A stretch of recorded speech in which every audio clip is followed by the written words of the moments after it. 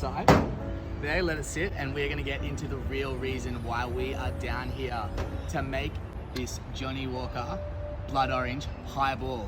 Now, this drink is super simple. All you need is your highball glass, so your tall glass with ice, get your jigger, and you just wanna take 30 mils, so that's your big side. Now, the recipe says 125 mils of your blood orange, but I just think just fill it up. And if you pour it, just like try to pour it on top of the ice, just so you get that nice separation there and you get a really cool looking drink, really pretty looking drink. And what you can use is normal orange. I'm being bougie because I've actually, come all the way down here by the barbie, so I have a dehydrated piece of blood orange here.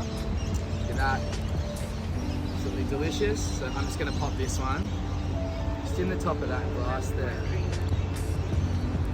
And that is your Johnnie Walker Blood Orange Highball by the beautiful river. Cruise coming past. Oh. Anyway, cheers to this. We're gonna let the marinade sit. We're gonna relax for a couple of minutes. And we're gonna get back into these skewers.